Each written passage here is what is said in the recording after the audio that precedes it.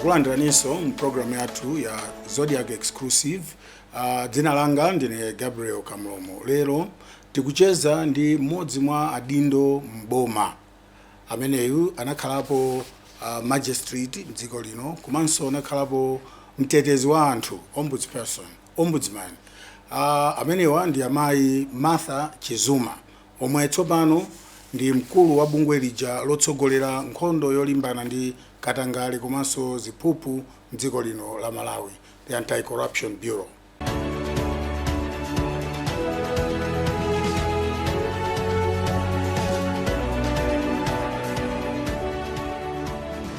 Takulandirani Director Chair. Pa 29 April 2021, President Lazarus Chakwera adakusankhani kukhala mkulu wa bungwe la ACB mdziko lino. Tsopano papita zaka ndithu zitatu muna ndi mwezi umodzi. Ndi ziti zomwe mzaka zimenezi mukuona kuti mungaloze kuti zachitika pa ntchito yotsogolera kulimbana ndi mchitidwe wa katangale ndi ziphuphu mdziko lino la Malawi? Nziko kwambiri ndizoona ndi kuti nasankhidwa pa 29 April koma kuyamba ntchito kwenikweni ndinayamba pa 1 June 2021. Tanthauza kuti pamene tizifika pa 31 May 2024 ndikhonda kwanisa zaka zitatu kuti ngoti 36 months yomwe ili ndithu temu yonse ya contract yanga. Kwamba I think ndithokoze kwa president pondisankha kuti pondidalira kuti ndikhale nzima yoyamba kukhala Director General wa Anti-Corruption Bureau Malawi muno, komanso kukhala Director General wa number 9 mdziko muno. Ndikuti ndikayang'ana ngasira pitano kumapito kwa contract babanga reflect kuna kuti pali zambiri ndithu zomwe zachitika. Mwina choyamba ndinene kuti ngasiya anthu amati akati ntchito yothetsa katangale anthu amaona makesi amangidwa ndi ndani amene ayimbidwa amene anthu ndi angati. Tikaona manambala amati numbers don't lie. Ma statistics athu akuonetsa kuti mene timafika timayamba ineyo temu yanga nga 2021 mwina timatha kumalizitsa ma investigation 119 120 ulo kuchepera apa, koma kuona mzaka zitatu zimene zapitazi manambala chakula kwambiri kumafanga in double, more than double, chifukwa ngati mu 2022 2023 ma investigation athu anapita 256 omaliza amene ma completed investigations. Pamene tomaliza chaka cha 2023 kufika 2024 tikuona kuti manamba achafika 232, koma tikaona kuti kuchokera ku 119 pano tukamba za 232 tanthauza kuti manamba achakwera, makesi acha achuluka ndithu amene takhala tupanga investigate ndipo ndikumaliza. Sindikunena ku investigation imwe ili nkati koma kuyamba kesi ndikumaliza wanga investigate. Tikaonanso milandu ya ku court tikatengera base ya 2020-2021 timapeza kuti tikumaliza mwina 15 14 ya koma ndithu muzaka zimene zizi tafika ndithu kumafika 23 actually chaka chathachi makesi ameta amaliza ku court afika po 27, meaning kuti choka pa 16 pacha kufika pa 27. So tikatenga kuti kunkhani ya law enforcement pachitika ndithu significant increase, improvement in the number of cases that we have finished investigations and number of cases ameta maliza kuzenga milandu kubwalo. And mwina manambala amene wana katokhala ochuluka, especially amene akupanga opangidwa prosecutive chifukwa amene ndikupatsani wandolena kuti tayamba mpaka na judgment yatuluka, koma pamene ndonena pano pali makesi ambiri mbiri amene ma judgment tikudikirabe. China chititsa zimene zindichani, what changed or what strategy did you employ? Exactly. So the number of interventions that we made, most of it is ngati ma investigations. If you noted mu period imene tinaisetsa kuti titsipanga ma investigations onse corruption ya nyuwani ndi corruption ya kale.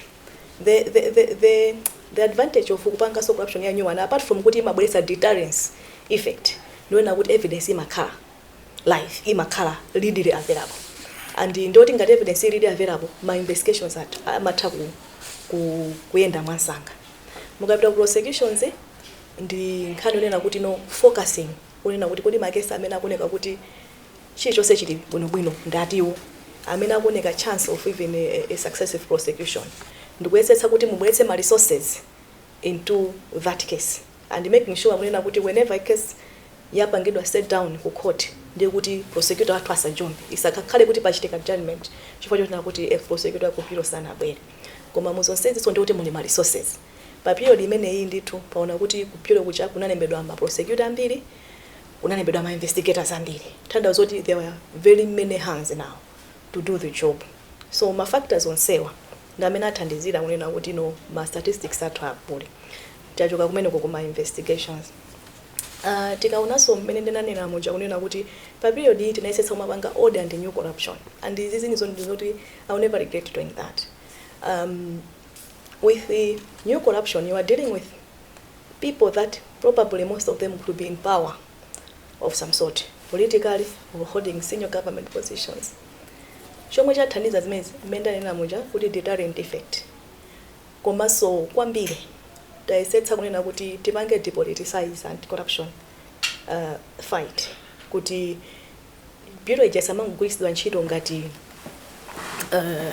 tool yoti izikhala ngati kuma perception ya anthu ikungothana ndi anthu agulu ili chifukwa corruption amapanga affect aliyense chidwa katanga lumapanga affect Malawi aliyense regardless kuti wavala malaya achipani chanji so depoliticizing anti-corruption fight ndi zinthu chomwe chachikuluso chomwe chachitika mu period iyi tikapita kuzina I still want you to explain that depoliticizing the anti-corruption bureau ndi chani specifically zimene mwachita kuti anthu asiye kukhandi perception ya mtundu umene kapena achepetse ineyo ndinalembedwa ngati anti-corruption DG ACPDG ndi chipani cholamula chapano the expectation or the perception that has been there is kuti ngati wewe unalembedwa ndi boma ile ndiye kuti makesi amene muzipanga focus on azikhala makesi akalekale in this case mna tikuzonera kuti mwina DPP kaya UDF kaya chani okay so the fact kuti sitinango panga focus on that one komanso tinapanga focus on makesi ma corruption amene akuchitika panopo ndiye kuti under boma ilili zikutanthauza kuti ACB inaonetsa independence yake okay and in so doing making anti-corruption fight less politicized so that panopo ndikhoza kunena mtu ati akatuzeni ma statistics anthu amene muona kuti anthu makesi akali awa makesi atsopano ndi awo akuzokhala kuti maybe manambala ndofanana akuzokhala kuti mwina akungosiyana pang'ono koma we can demonstrate in more concrete way kunena kuti timapanga makesi ali wonse kufuna kuonetsa kuti ife ndi bungwe loyima paloka china chomwe ndinganene ndi asset recovery izi ndi zinthu zomwe malamulo zinalipo ndi pakale ndithu komano mwina chifukwa cha focus nanga anthu timangonena kuti anthu tuamange komano kuona amene mwaona makesi amene achulachi ndikudziwa kuti anthu mwina pano kwa kunena kuti basi mungangopanga makesi chifukwa mzaka zitatuzi makesi amene ndinganena kuti amaliza ku court kuyamba ndi kumaliza 58 okay munthu akuzonena kuti basi makesi 58 oka koma that's the nature of prosecution ndiyo vuta sima dalira ACB yoka ikudalira ku court kwa judge apezeke ikudalira ma defense lawyers apezeke ikudalira zinthu zambirimbiri kuti zichitike kuti case ichekate so zimene zimathopanga frustrate anthu kuti makesi ajama chedwa and people see kuti justice is not done now there's a new dimension to anti-corruption which is asset recovery chifukwa anthu akamapanga corruption ichi at the end of the day akufuna apeze cholowa chija ndalama cholowa chija ndi zinthu zimanyumba magalimoto and whatever ndiye kutengera malamulo amene alipo makamaka mu Financial Crimes Act pali njira yonena kuti tisamadikire kuti mlandu uja wa upandu uja uthe koma kuti tikhoza kumalanda katundu wa anthu amene tikuaganizira kuti anapeza katundu mu njira zakatangale mu njira zina zosakhala bwino so izi zinthu zomwe tapangano intensify kwambiri mu anti-corruption bureau and pa period imene tinachita kupanga special team yomwe timwayicha tango team yomwe ili ma team ya ma investigators and ma prosecutors amene ntchito yawo ndikungoyang'ana nkhani ya assets okay and ndinosangala kuti through a lot of work foundational work that tayikamo mu nkhani ngati imeneyi panopo ndikunena pano kunena kuti muzaka zitatuzi tikutha kuona kuti tapanga forfeit ma assets awa ndi manyumba ndi ndalama kuchoka kwa komwe zinaliko kupita nokuboma about 881 million kwacha yomwe tikozonena kuti ndi 550,000 or 500,000 US dollars. Okay, that's a milestone, and ndi chomwe ndikuti kumapita tsogoloko. I think the future is so exciting. Chifukwa taikano foundation and panopo tili ndi assets ambirimbiri amene ali pa preservation omwe ku court tinawauza kunena kuti ifeme tikuonera katundu uyu sanapezeke mu njira ya chilungamo ndi ambiri ndithu onena kuti akhotha akatimva tikapereka argument abwino makatundu amene achasapangidwa forfeit kupita kuboma. So asset recovery is a big milestone yomwe ndikuona kuti mzaka zitatu tapanga. Then relating to that in the lifestyle audit manyo yomwe ndi ndondomeko omwe ife aku bureau aku Financial Intelligence Authority MRA Audit Board Office of Director of Declaration of Assets tabwera limodzi nkupanga guideline or tingoti manyo yomwe ithandizire kupanga enhance our abilities kuti tizithaso kulanda katundu amene tikudziwa kuti anthu ali ndi katundu wochuluka kuposa ndalama zomwe amalandira. Ndi manyo onena kuti tikangwambira kupanga implement isintha zambiri yadutsa ma step ambirimbiri panopo ku committee ya cabinet ya legal inadutsa chomwe chikudikira panopo ndi ku cabinet yonse kuti ipange approve. Ichi chambika mu period imene ndakhala leader wa Anti-Corruption Bureau and ndi chinthu chomwe chimapangidwa drive ndi Anti-Corruption Bureau kuphatikizaso pamenepo whistleblower protection law. Mu national mu 2021 November kunali National Anti-Corruption Dialogue yomwe anthu amene anabwera kumene koko akuluakulu aboma anapanga identify timati 7 game changers mu anti-corruption fight, and one of them was dziko lino likufunika a comprehensive whistleblower protection and whistleblower and witness protection law. Ndinokondwa kunena kuti ifabyo tinashilandira ndipo poti boma linalibe ndalama loti lingapangire zimeza and zikone kuti zimafunika urgently tinalemba ma proposal ku ma organization ndithu angapo oyamba inali Chandra Foundation yomwe inatipatsa ndalama yoyambira, ena ku GIZ yomwe inatipatsa ndalama zomweso zathandizira kuti process ipite patsogolo. Process iyi tikoza panopo kunena kuti more than 3/4 of the work yachitika ndi law commission and tikupita kumapeto kuti amalizike, meaning kuti danda lomwe anthu analipanga amalika lija lona kuti anthu amaopa kunachitika so survey actually kuti 80% ya Malawi amaopa kukanena nkhani zakatangale chifukwa amaopa retaliation. Ndi lamulo limene lili tipezeka kuti akulandira chitetezo. China ndi anti-corruption sourcebook for primary school learners. This is something that is very close to my heart. I'm so proud of it and I'm so excited. Ndi ma prospects zomwe zichitike ndi buku limene. Ndi buku omwe titakhala pansi ku Anti-Corruption Bureau tinaona kunena kuti chitoka katangale ukuchuluka. Maka mukaona kuti munthu akapanga katangale pakosokhala malamulo kaya office kuti musapange ichi. Okay, code of ethics. Koma behind every corrupt act is a human factor. The greed, the selfishness and whatever that drives that yomwe imapanga drive kuti munthu akapange zimezi chazo. So nokuti tingapangishani kuti munthu yuyu instead of kuti akhale ma tendencies okuba otani akhale ndi ma tendencies a ethics umuntu patriotism kudziko lake. Tinaona ndithu kunena kuti kweni tingapanga kwakukulu ndikuamba kwaphunzitsa Malawi adakali ang'ono. So tinapanga ndi Ministry of Education, Malawi Institute of Education, tinakhala pansi and tinapanga review primary school curriculum yomwe tinaona kuti munali ndithu zinthu zochepa kwambiri about ethics, about anti-corruption. Ndi tinapanga review ndikuyika mu content yokwanira ndithu comprehensive content ma subject awiri aku primary school. And panopo I'm happy kunena kuti once tikuyipanga pilot ma district angapo panopo so in process one of the source books that will be incorporated mu primary school curriculum yonse adziko. I find that one quite interesting. Yes. Especially in a country that doubts to be dziko pa mulungu. And the issues you talk about they very much in my view hinge on faith and other. Yeah. Yeah. What do you think about faith and what you're experiencing in your office? Religious faith and what you see on your desk in Office 1. I think it's one thing to say in Christo or whatever, but to demonstrate that in your everyday life, it's a completely different thing.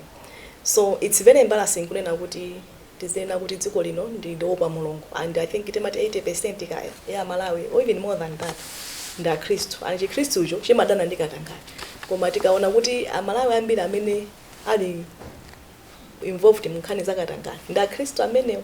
So I think with everything chomwe ndaona zingakhale zovuta kuti ndikhale otsimikizika kuti we are a Christian nation. Because my issues mature, integrity, they're very stressed on in Christian teaching, in Islam teaching. Islam, yes. Yeah. So what a different outcome would you expect pushing the same through the education system? Oh, okay. That's what I'm looking at. All right. So I think now I get your point. Right. Kuchalichi kuja kumalalekeredwa. Koma if you have noted it, and this is something that we observed because in 2022 we even had an interface with most of the leadership of the faith community in the country, where tinauza kunena kuti tu machalichi zoti tidzingo kalemba za zigololo adatale kaya machimo wa kusathandiza anthu osauka or whatever. Yes, ndi machimo koma m'Bible momwemo mukamba so za corruption. So I'm not sure koma inaenda pita machalichi ambiri where nkhani za corruption sizimankhulidwa ngati chimo. I hope munimvetsetse. Sizimankhulidwa ngati chimo, such that the only time yomwe ndinaona kuti there's a lot of excitement amongst the churches kukamba nkhani za corruption, ulitenga corruption ichangati chimo, kuti mbusa olo wansembe akaime kutsogolo nkumanena kuti ngati mubweretsa ndalama zokuba muchalichi kuno ndi chimo, is somewhere from around 2022. So ndi mbali ina yomwe tufuna kuti tipange emphasize through the church kunena kuti adzikamba ndithu nkhani za kuipa kwa ntchito akatangale, ndipo kwa iwo ndizosavuta chifukwa chomwe akuena kugwiritsa ntchito ndi Bible lawo kapena Quran po panga zimenezi. So look, even if you ngakhale kuti munthu atafuna kupanga kunena kuti kudutsira ku chalichi sizikuyenda, it does not mean kuti kudutsira ana tisapange, kudutsira ku maphunziro atsiku ndi tsiku ana tisapange. Chifukwa chomwe tikufuna kugwiritsa ntchito tikuyenera kuyuza all multifaceted interventions kunkhani yakatangale. Sitingangoti tiyuza ku chalichi takhala pansi, ngati ku chalichi zukanika tiyese somba njira zina, koma I don't think kuchalichi zukanika pali ndithu ena ndithu mawu awiri atatu amamva nkukakhala ku nyumba nkoganiza kunena kuti I think ndisi, koma patukamba za ana amene tikuwafuna tapange socialize into integrity kuti akamadza kula adzakhale ma PS, adzakhala Gabriel Kamulemo, adzakhale a DGICB ozika mu chikhalidwe chenicheni cha ubwino cha kukonda dziko lawo komanso panga zinthu mwachilungamo. So tikupita kuti kayamba mwana uchali pamene pachaka amadza kula adzakhala mwana osinthika. So chifukwa ndiwena kuti for me ndimakhala so excited with this project chifukwa it's literally creating a whole new generation of Malawians amene adzakhale ma leadership positions mtsogolo komanso anthu ma citizens olongosoka. Yeah, so that's one thing. And maybe just to add kunena kuti through the successes ya ishishi our Ministry of Education anashoto kuti yambira ntoni ya secondary, yambira ntoni ya tertiary, such that panopo tili nkati kwamba initial work towards that. So it's really exciting for me.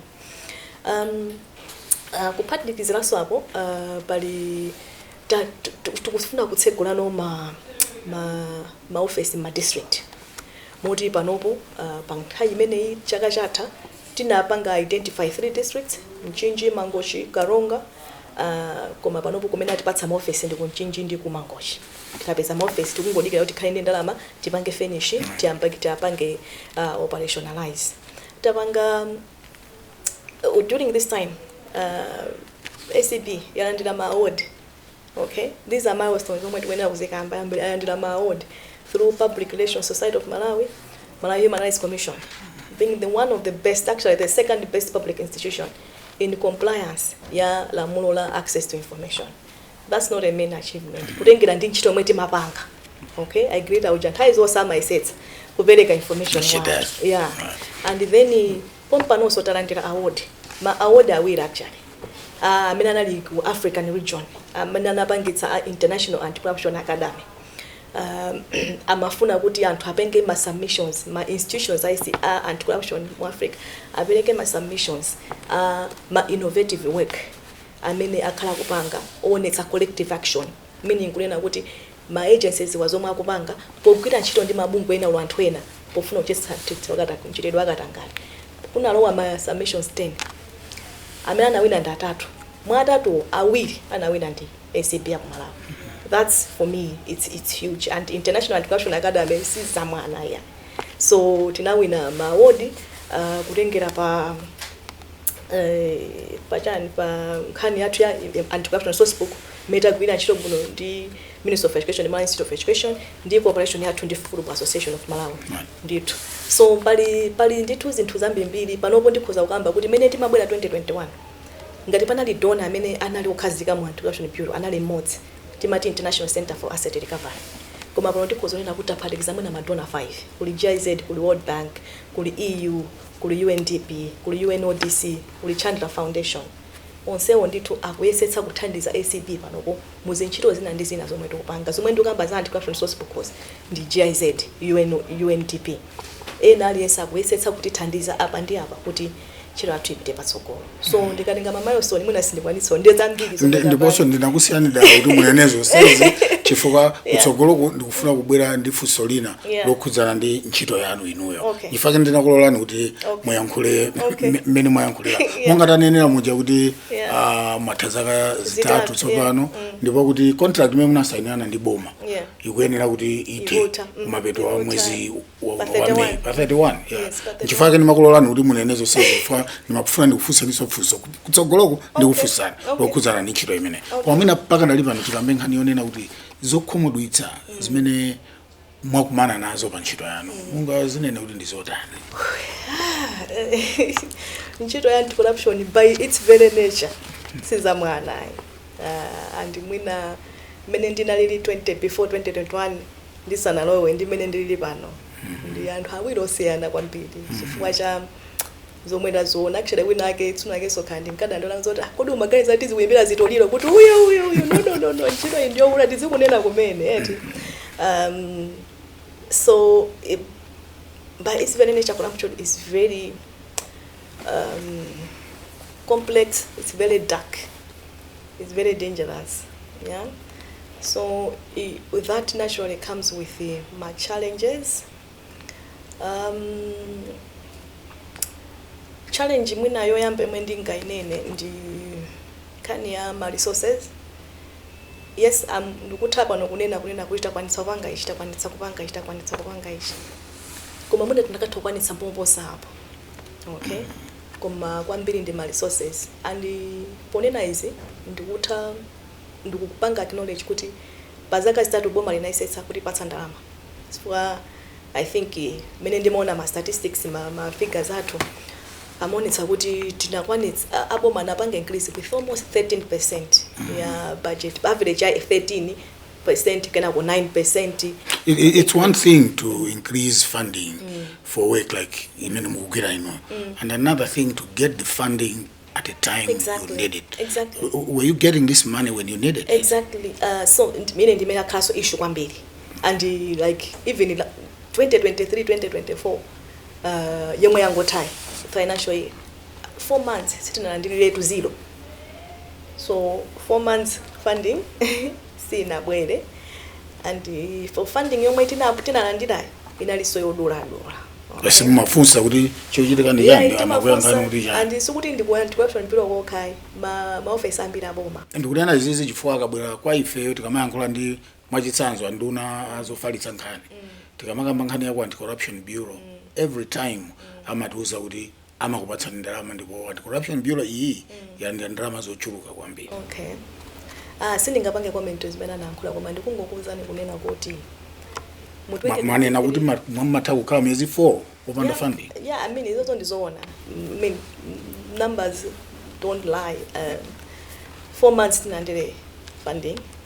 Mu chaka chapita chandizapanga affect kwambiri saname zati panga affect ma operations kwathu kwambiri panopo tili ndi ngongole ndithu zochuluka ku ma rentals ma services ambiri ndunena izi chifukwa chonena kuti is true koma mozindikiraso unena kuti sife tokhamira pangasa ngongole zanu zochuluka bwanji.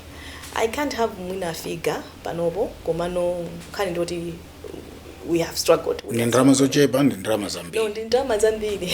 Nangamende unena namukunena kuti funding ya 4 months sitinalandire. Mungu itenga kuti 4 months yosalandira institution yonse. Ndiye kuti mwezi umene wa maneto sitinalipire. Ma services ena, ma security sitinalipire.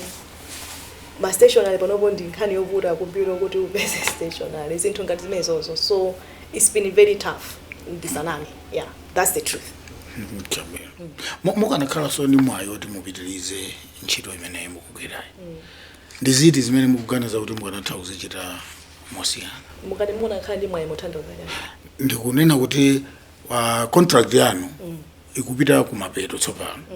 Ndipo pali ma option awiri onena kuti mukhoza kupitiriza kapena kusapitiriza. Yeah. Okay. No, sindikufuna kupitiriza. Yeah. Sinapange apply for renewal. So are you free to discuss the reasons for deciding not to renew? No, I think employment contracts are personal things. I think you worked for us. You worked for yes, Malawi, and we are asking you and telling us it's private. Yeah, no. The most important thing was kuti ndamaliza, and this is amidst my challenges I'm met now. I'm so proud and I'm so thankful to God that we are able to say ndamaliza contract. I have decided not to renew for so many reasons. Maybe major one of it is being kunena kuti ntchito ndiyovuta and munthu ineyo ndikoza unena pano kuti ndagwira zaka 8 continuous osapuma kwenikweni mbumbukira ndinali kuombudsman. It was also hectic ombudsman zimene mapanga sinimapita holiday uli ngosoka kuti wanene kuti munthu apita ku holiday and ndimakumbukira kuti namaliza ntchito ineyo ku ombudsman pa 31 May 2021 10 pm mende matuka mu office ku ombudsman mene mati 7:30 by 1 June, na ndoveka kwa Corruption Bureau. And you can imagine 3 years yango. And I remember very well kuti anthu tu ankakunena ni kuti Martha, she's an iron lady. Everybody believed in you. Yeah, but 8 years she's going to anti-corruption bureau ndi kuti kumene kuso kukayaka moto umene unayaka ku ombudsman. Koma tinadzaona pakati apa kuti office yanu imaoneka kuti kukhulana pang'ono ndi office ya osadisa pang'ono inali kukulana ndithu kwakukulu ndi office ya director of public prosecutions nthawi zina zake kumaoneka kuti mwinaso zikukhudza unduna wa zachilungamo minister of justice nthawi zina kumaoneka kuti mwina zikukhudza so ODPP. Is that relationship normalized now? Are you living muona kuti ubale umene ndi wabwino kuti amina kubwera after you adzapeza kuti pali ubale wabwino? Ndizinto zoti ndizikhoza kuvuta kuti ndiyankenanga santhu ena opalibe koma no ineyo kutengera kumbali yanga palibe vuto ndogwira nawo ntchito bwino koma zinazo poli ndi ma perception eti perception can be real or just imagined. Koma chomwe ndikunena njoyina kuti kuchokera kumbali yanga ngati director general wa anti-corruption bureau sizingalephereke kunena kuti pogwira ntchito anthu mumakulana koma kunena kuti mpaka na chibale kachi relationship ina sokonekera kuti simunga ayi ndikunena tu zimene zichifukwa zinali in public domain. Okay. The president himself, the person who appointed you, talked about it in public. He did. Okay. He did. Yeah. And other government officials talked about this. The Minister of Justice spoke about this in public. Koma the way mene mukundi uyankhira pano paoneka kuti mwina asinali tu mvuto kweni koma mene zimatulukira kwa anthu amene wazimaoneka kuti ndizamphamvu ndithu. Yeah. Mpaka na mabishop a Catholic analembapo kalata ina kana kambapo nkhani mene. Yeah, but I think I want to maintain my response. I know kuti kunachitika zambiri, and as you say anthu munaona public kuti zikuchitika izi ndizi. Koma chilungamo chake nchoena kuti office ya anti-corruption bureau ndi office ya director of public prosecutions ikuyina ntchito bwino. Nchabwino. Ndikufunsa nifunso ili, ndinamba ndakufunsa nipo before. Okay. Koma ndikufunsa niso lero. Office yanu yolimbana ndi katangale ndi ziphuphu mdziko lino. Imagwira ntchito yake mwaufulu? The constitution says it should be an independent, yeah, and yeah, is it? Yeah. No, the Corruption Act actually. Yes, the act. Yeah, right. The bureau shall work independently without Would you interference. honestly tell me lero kuti bureau yathu, anti-corruption bureau yathu, imagwira ntchito mwaufulu? The institutions like the bureau, I think independence yao imatengera kwambiri ndi mene leader wake wa institution yakufunira kukhala independent.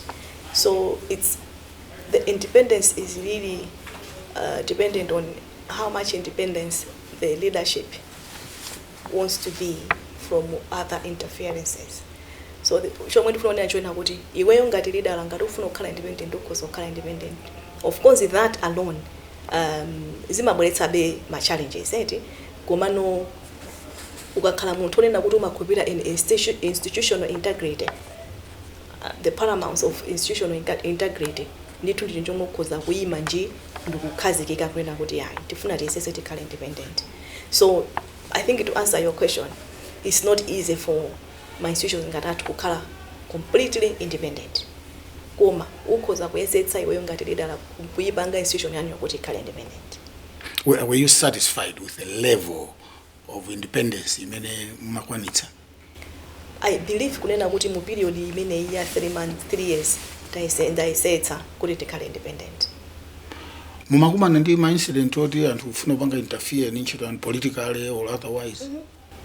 Yeah, would you want to discuss some of these instances? It's already, it's all over. It's even in the public domain where mwinatamanga muntu wachipani ichi wa DPP ndekuti onse ku DPP auna kuti iwe ndiwe wa MCP olo watu onse alliance olo wachipani chawo mukamanga muntu wa MCP uyu wako opposition mwaona. So we get tossed around amongst the political parties depending kuti tamanga ndani ola amene tikupanga investigate ndi ndani.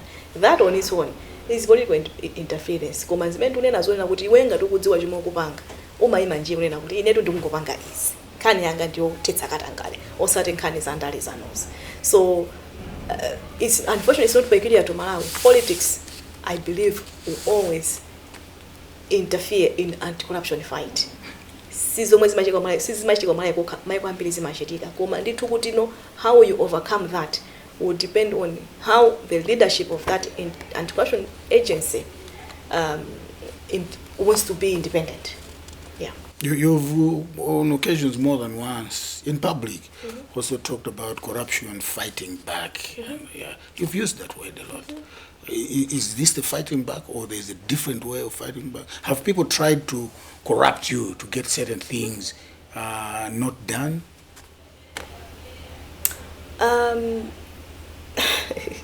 It's yes or no? But someone trying to bribe me to get some things not done. Right. Has that happened? I wouldn't say directly.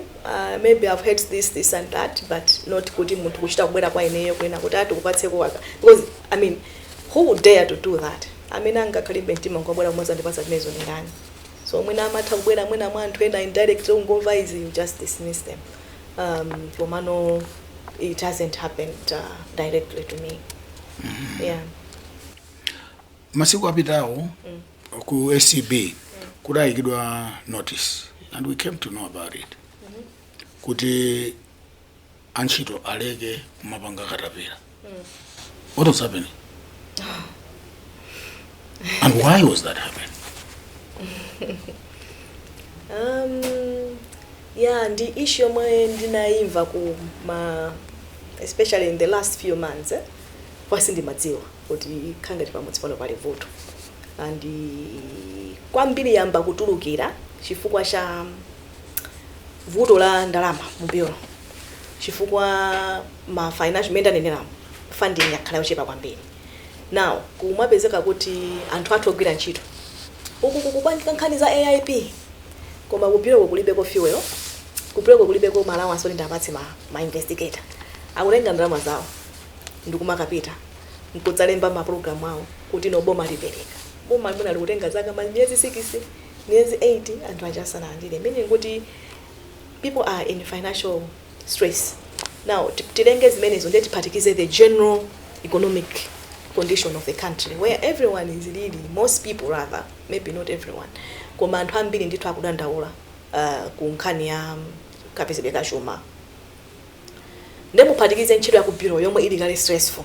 Okay, kunapezeka ndithu kunena kuti chifukwa cha situation imene apangidwa create mapeze kuti ndikumvano ngati head ino kuti zandipeza kuti wakuti tu uchatu khanga sizi kuyenda panabwera anthu angongole pamudzi pano, and through maybe interrogation pamene nazamva kunena kuti paliso toyena khangati pa bureau pano pamachitika katabera.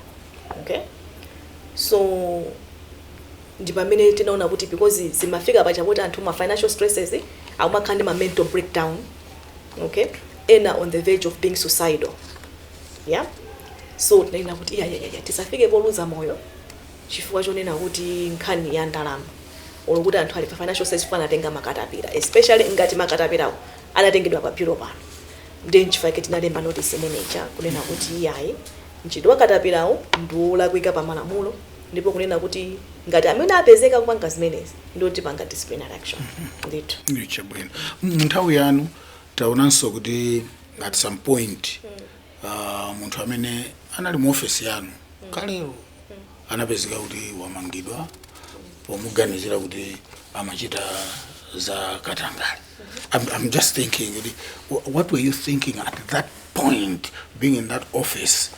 Mwaona kuna officer wina kuti anakhalapo mu office yanga ino who probably experienced the same things I'm experiencing is in this predicament. So I was thinking like in essence zingaza zindichirikira zimene zitsekulinayo. Okay. Maybe let me not comment ngasin khani uri mu court. I think but how you took it, how you reacted as an occupant of that office. Let's leave the case aside. Still yankolanga likhutsa bekesi. So I think it's very inappropriate for me to put it the for Solomon. Now if 3 years ago you had the knowledge that you now have about the experiences in that office, would you have taken up this job? If 3 years if on 1st June 2021 I knew that I'll be arrested on 6th December. No. If you had No, I'm answering. Right. Okay, I probably would have thought twice. When they said, I know what you're asking. But if 3 years ago, yeah, you knew the experiences, right. Yes, you got my question. Yes.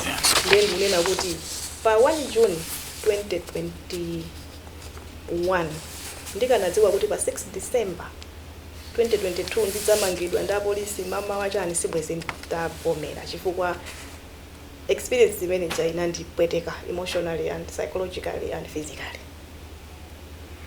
Were you satisfied in the manager inatera? It's let me not comment on that one. Okay. Ndinu DG wachi number 9. Pamndandanda wa akulu abungwe limene kuchokera pa chiyambi pomwe. Komanso ndinu mzimayi woyamba kukhala pa udindo umene. Ndizotani zomwe mwakumana nazo pa ntchito imeneyi. Zomwe inuyo munganene kuti zikukhudzani ndipo zikukhudza the fact that inuyo ndinu mzimayi. Zilipo zina zake zimene maziona kuwaganiza kuti izimene zikuchitika chifukwa ndinu mzimayi. Nthawi zambiri sindifuna kuti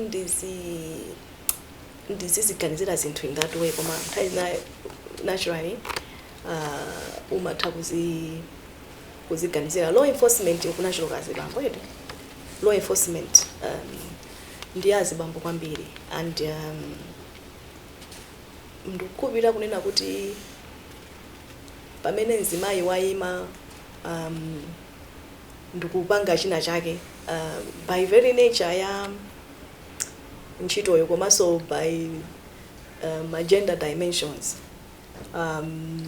Mwina nthawi zambiri kuti mwina tikhulupirire kuti mzimayi akhoza kukwanitsa kupanga izizi zimakhala kuvuta ku mtundu wa amuna. Such that ukakhala kuti mwina mzimayi ukuchipangati mwina walimba mtima ndikupanga chinthu chija and which people did not expect. Pamakhala pushback ina yake. Okay, I cannot be very specific panaponena kuti incident yakuti koma ndithu it's a cumulative of some different experiences zomwe ndakhala nazo zomwe zimandipangisa kuti kodi ndakhala nzibambo ndakapanga go through this mwandimva eti. So yes, I can see some elements of that during the 3 years that I've been there. Kuti some things have happened to me negatively chifukwa choti ndine mzimayi. Tikatengera zomwe mwadutsamo mzaka zitatu zimenezi mukuyembekeza kuti Malawi adzakukumbukireni ngati DG wota. Okay, I think mwina tanena kuti Malawi adzandikumbukire ngati DG amene mu period yake gave this country a fighting chance against corruption. And when I say fighting chance, I mean mu period yathu sitinabange shy away from dealing with even the most serious of corruption cases. I mean, Malawi anaona okay. We pushed and we tried to the best of our ability. Tuwembekeza ndithu kuti tuona results yake kuti zimatenga nthawi. Koma we tried to validate rule of law.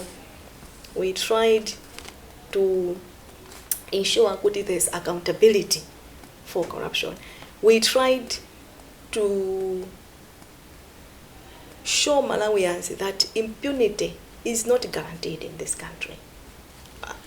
I think we tried that.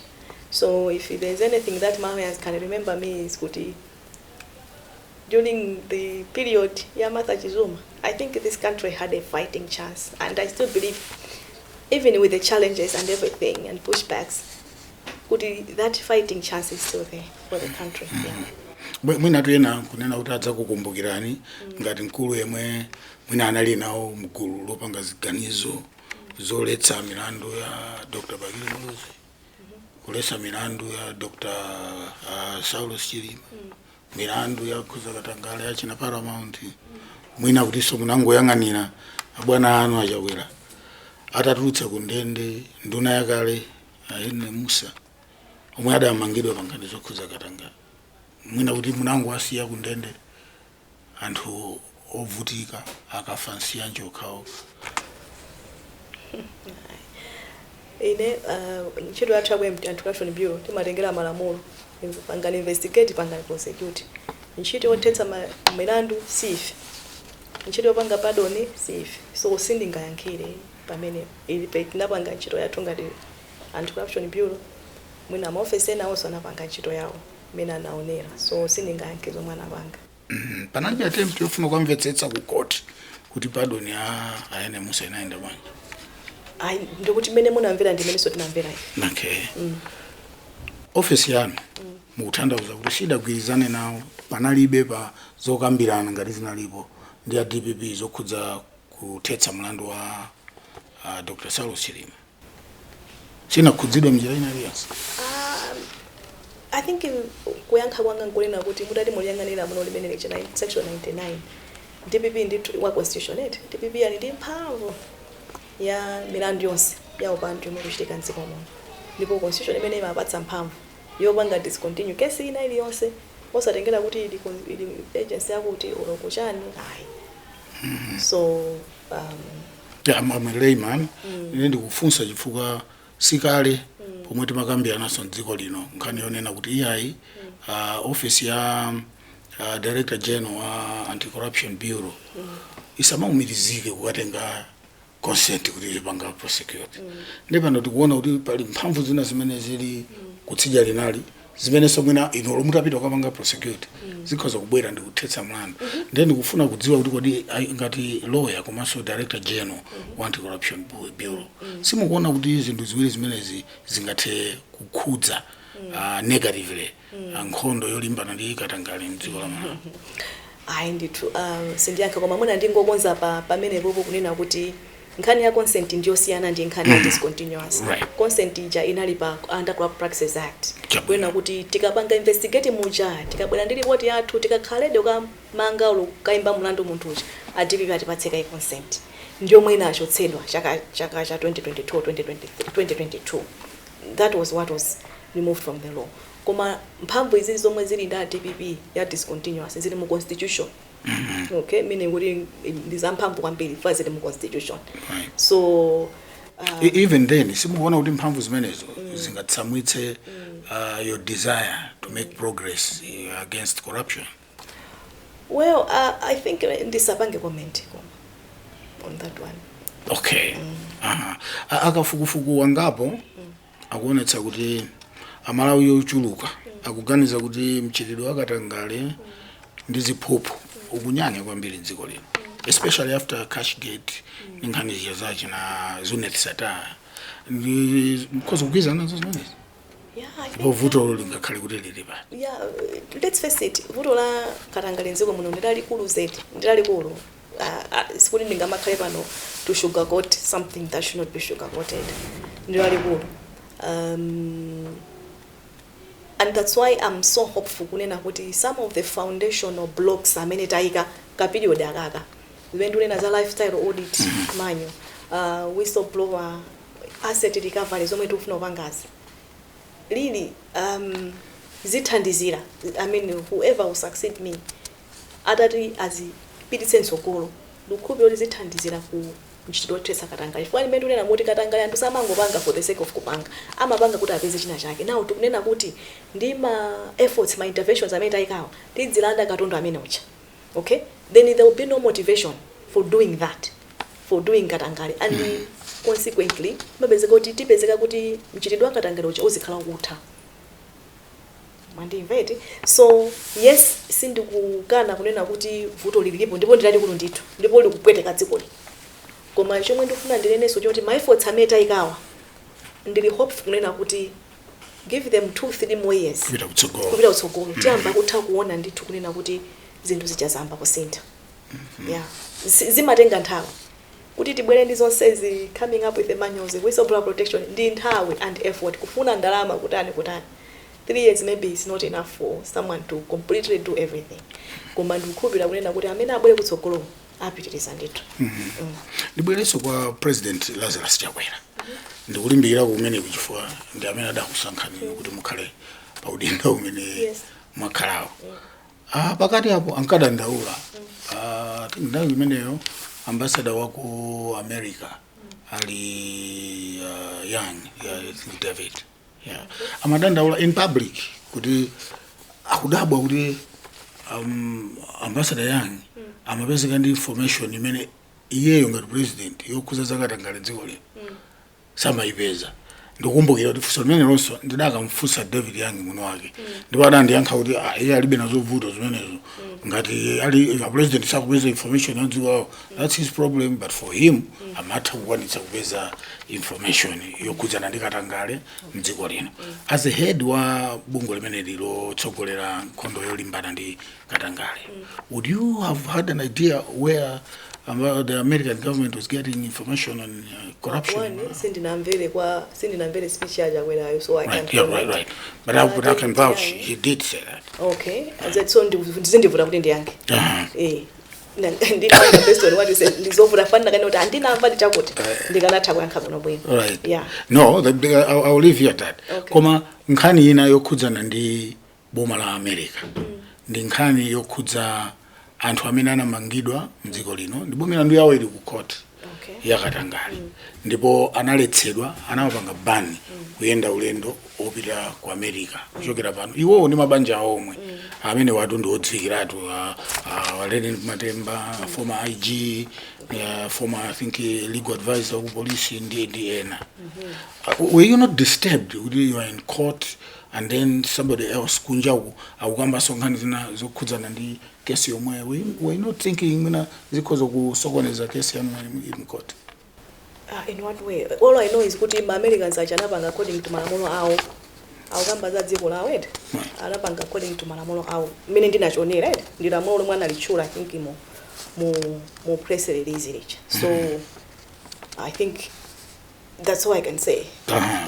Okay. The manena mafusa zimene zozo because again the person who employed you was in public with a very different view from yours. But do you meet the president sometimes? Yeah, he's my employer. Okay. What do you discuss? So, in our employment contract. But you work for us. You work for the people of Malawi. Yes. And the people of Malawi watching us. So they would want to know. As issues like this not discussed?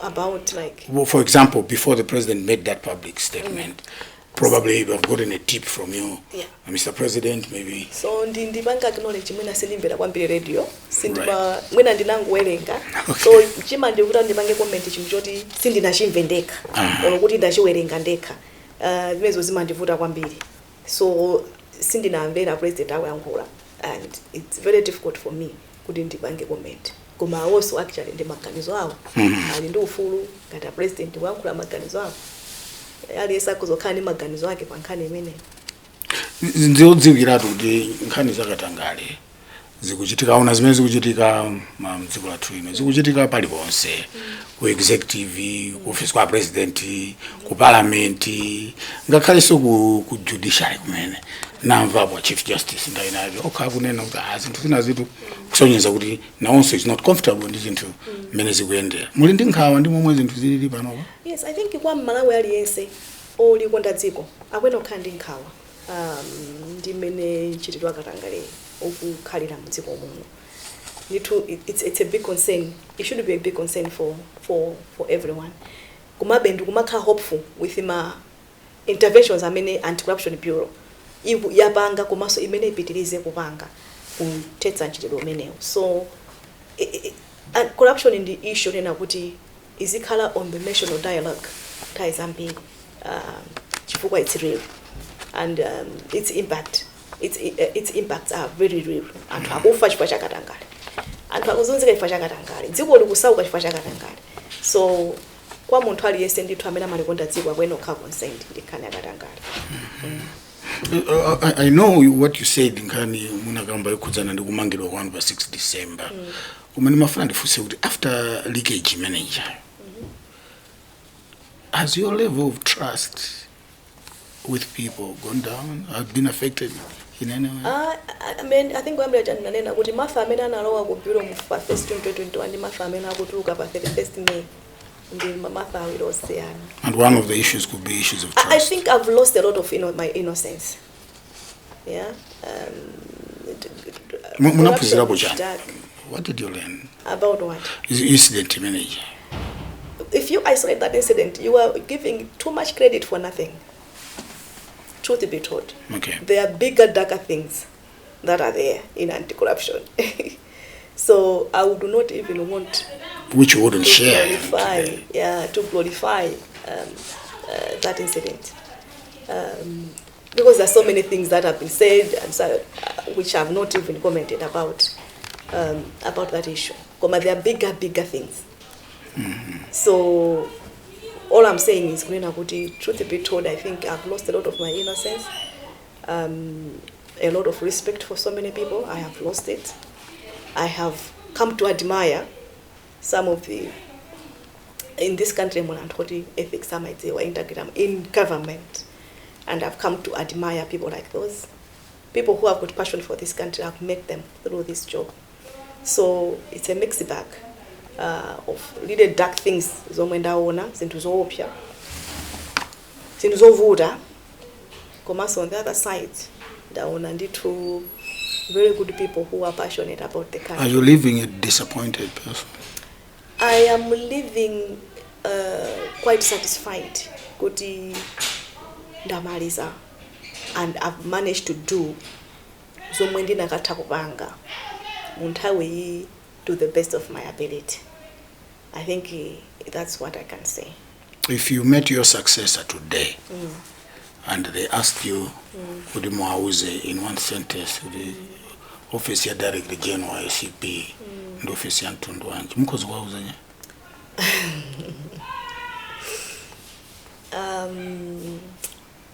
It's a very delicate office.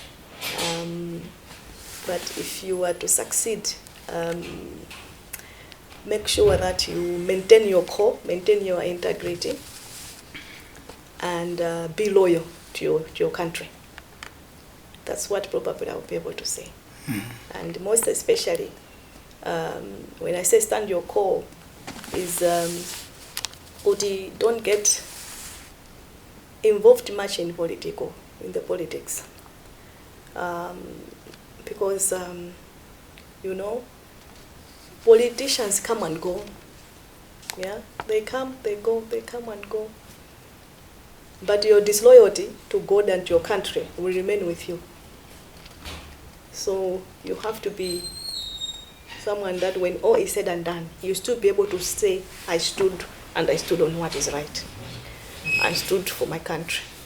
And not that I stood for politicians. Right. Talking about politicians, if you amene tinawasankha kukhala maudindo amene alili aja tikudziwa kuti amene ankalowa adatiuza kuti akadzafika mbava zonse zikakhala zili kundende, ndipo anthu amene anabate nkhuku ndi zina zotero amene wadzawalola kuti atuluke. In your assessment as DG, mukuona kuti mbava zenizeni ku Malawi kuno zili kundende kapena zili kunja?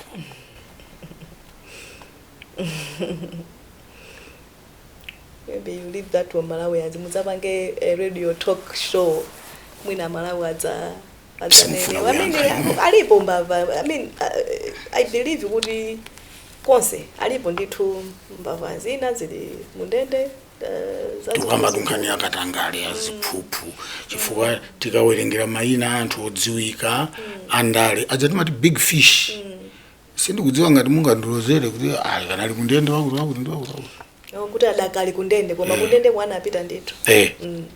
So mwina ndikoza kungoyankha on the part of as anti-corruption bureau, as DG of anti-corruption bureau, chifukwa ife nchito athu ndiyomanga ndiotumiza anthu kundendeko, ife nchito athu tinapanga. Ngatana amaliza kuseva, well and good.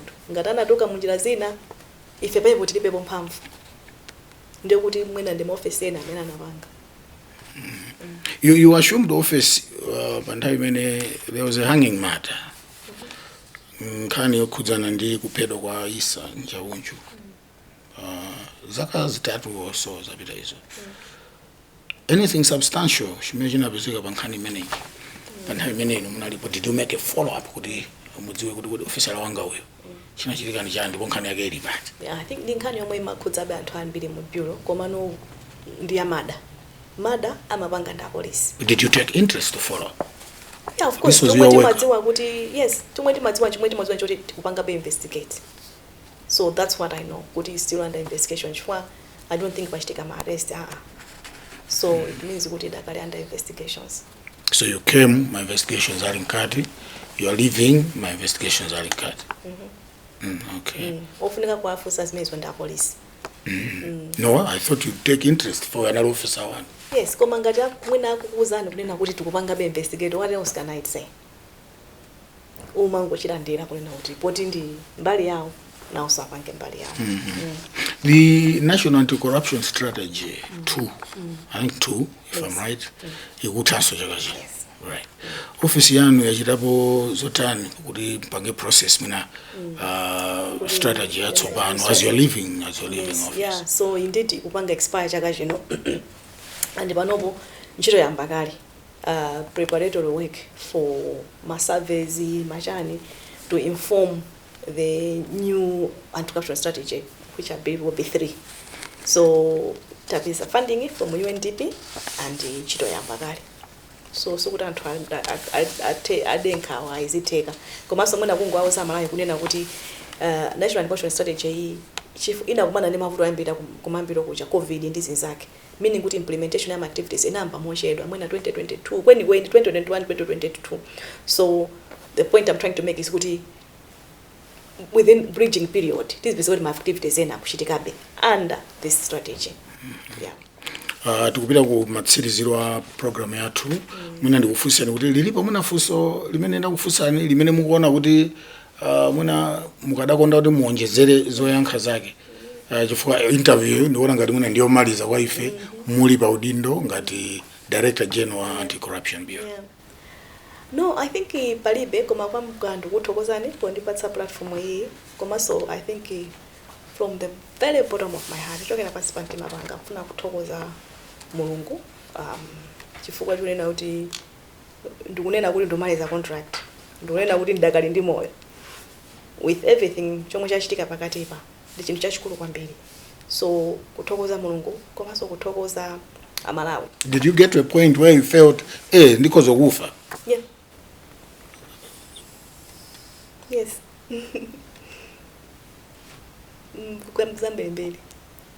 Within this period. So I can even be emotional about it when I reflect on the kind of things that I've gone through. So when I say kuti ndikuchitanga chino chantengo apatali kulene kuti panopo ndili moyo sindiona amayi izi ndizoona. Yeah. So I'm very thankful to God and I'm very thankful to Malawians. I mean, if there's one public officer who has received support, I would count myself to be one of them in terms of my work. I know so many Malawians who have been praying for me. Nipemperera text from Nsanje to Chitipa.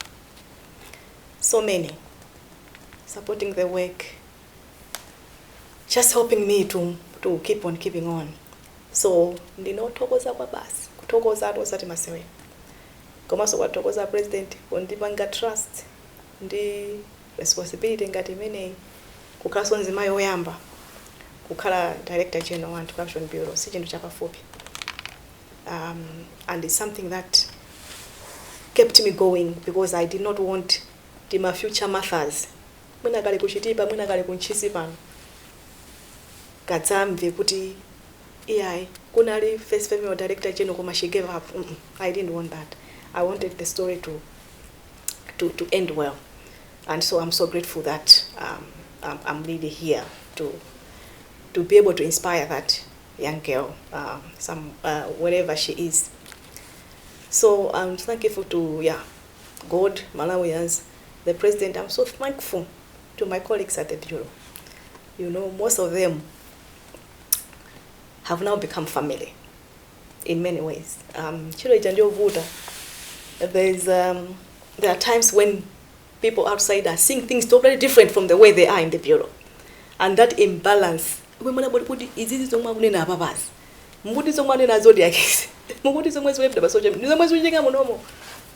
find what is completely different. And in that moment, the comfort, because usually it's negative things that are there being said about the bureau. In that moment, the only comfort you get is your colleagues within the bureau. So most of the people that I've worked with have now become families, friends and colleagues, and now they have almost become family. And I'm so grateful. And I sit here just in awe of the dedication that I've found in the bureau, the passion to do this very difficult job within officers in the bureau, the integrity that I've seen in some of them. It's just out of this world. So I feel so privileged kuti ndithu mulungu mupulani mwakemo anadza ika kunena kuti Martha Chizuma azagwira ntchito ndi anthu awa ndipo adzakhala leader wawo. I've learned a lot from my colleagues in the bureau. I'm so thankful to my family for being very supportive of me. Right. I'm very thankful to the media. I'm very thankful to you probing us. I'm even thankful to the people I'm criticize. You know, through my criticism, wow, that takwanitsa kukonza zina ndi zina. Komanso ena amene kungokupanga criticize. Chifukwa kudziwa zomwe anapanga, iwo akungokuyamikira kuzodzidabwa. So I'm thankful to them amene mwina amatinena akudziwa kuti nawo sakupanga zinthu zosalongosoka kungofuna kudziteteza. Chifukwa tikudziwa kuti kulipanga criticize kwawo kutinena kulipanga insert ndoti zimathandiza kuti kugwira ntchito yolondola. So I'm living a very grateful person. By every meaning of the word. Chifukwa I've gotten support from all walks of life. So holiday ku Zambia No. One thing I know is kupuma. You know, I want to rest my brain, I want to rest my body. I've got some elements. I've got a problem with my disc. I want to see if I can have that one sorted. So I think the first month, currently trying to just recover, unwind, and finding that Martha who was that Martha before 1st June 2021, because I need her back.